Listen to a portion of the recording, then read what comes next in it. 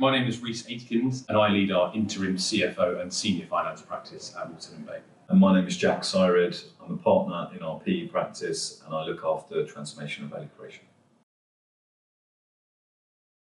There are quite a few mistakes that people often make when they're hiring interim managers. I think namely hiring for a very specific CV profile versus actually just identifying what the problem is that you're trying to solve and hiring based on, we want to fix this problem. Especially when it comes to like sector experience and things like that.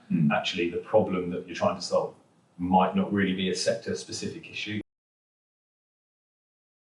The general perception is that interims are very expensive. Yes, sometimes they can be very expensive, especially in a very troubled and difficult scenario. The people that have repeatedly delivered in that sort of environment probably are paid more because it is very difficult. And I think often PE funds or CEOs or sort of leaders generally they do want to minimise their costs, but I think sometimes at the detriment of solving your problem. Yeah, we're not talking about kind of middle management people here, are we? We're talking about the execs, the kind of -1 leader that is being brought on board to fundamentally change something to increase the value of the business, whether that's top line or whether that's, from an EBITDA perspective, that's the focus point.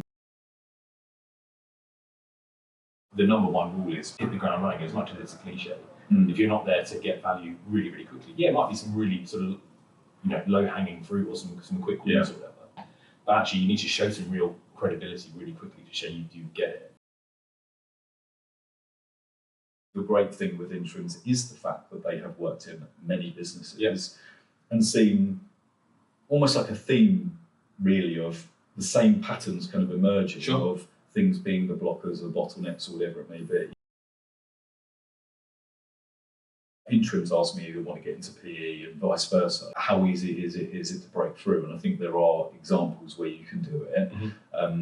But for the most part, PE funds would prefer somebody who's already worked in a PE environment. But I also say, sometimes that person might look good on paper, but just because they worked in PE doesn't necessarily mean that doesn't just automatically count them in. Good. You just don't know. So sometimes people from outside industries with outside experiences can be very, very effective operators within PE.